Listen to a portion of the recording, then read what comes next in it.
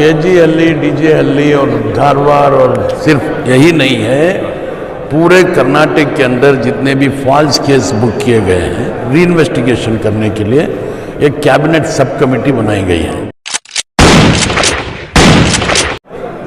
All India Muslim personal law board का एक वफद Karnataka chief minister साहब से मुलाकात हुई। उसमें थोड़े हमारे सियासी लीडरान भी थे, जनाब रहमान खान साहब थे और ज़मीर अहमद साहब थे, सलीम अहमद साहब थे और रिजवान अरशद थे, और कर्नाटक के सारे मसलक के हमारे उलमा इकराम भी साथ में थे।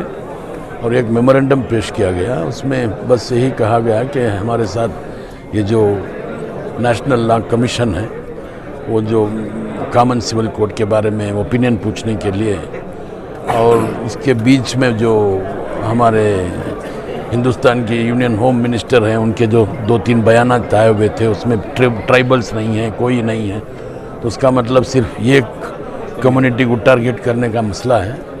तो इस सिलसिले में वफद उनका मेमोरेंडम दिया गया। तो उसके बाद चीफ मिनिस्टर ने मेमोरेंडम देखकर कहा कि पहले भी लॉ कमीशन का जो रिपोर्ट था, वो रिपोर्ट में भी उन्होंने साफ लफ्ज़ों में कहा था कि हिंदुस्तान के अंदर यूनिफॉर्म सिविल कोड नाफिज नहीं हो सकता।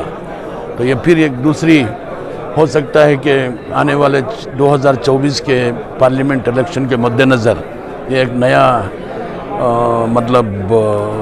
कोशिश हो रही है।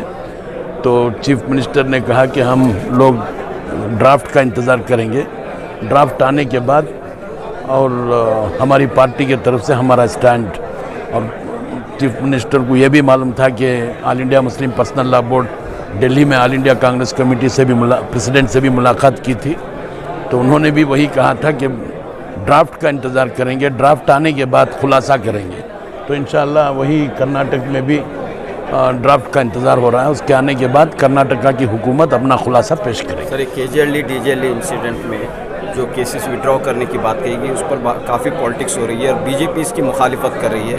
एक लेटर भी जो है वायरल हुआ है जिसमें जी परमेश्वर ने रेफर भी किया है, तो इस ताल्लुक से आप क्या करेंगे? केजी हल्ली, डीजे हल्ली और धारवाड़ और सिर्फ यही नहीं है, पूरे कर्नाटक के अंदर जितने भी फॉल्स केस बुक किए गए हैं, उसको रीविजिट करने के लिए, फिर री इन्वेस्टिगेशन करने के लिए एक कैबिनेट सब कमेटी बनाई गई है, जिसके चेयरमैन जनाब डॉक्टर जी परमेश्वर हैं, लॉ मिनिस्टर HK पाटिल और रामलिंगा रेड्डी साहब, ऐसे कुछ और मिनिस्टर्स हैं। तो इन लोग ये सब ऑफिसर्सों के साथ डिस्कशन होगा, और जितने भी मेकाडोटू जब ये प्रोग्राम हुआ, भारत जोड़ो प्रोग्राम हुआ, इस तरीके के भी जितने भी प्रोग्राम हुए, उसमें भी बहुत काफ़ी फॉल्स केसेस बुक किए गए हैं, उसका सब एग्जामिन करके सब कमेटी नतीजे पर पहुंचेगी। लेकिन बीजेपी की जो मुखालिफत हो, बीजेपी का मामूल वही है, हर चीज़ के लिए उन्होंने एक बवाल बना रखा है। उडुपी में जो 3 लड़कियों के साथ, वो भी एक ऐसे ही बवाल बना रखा है। उनका इलेक्शन तक 24 तक पोलराइजेशन करने के लिए जो कुछ भी हो सकता है वो बीजेपी कोशिश कर रही है।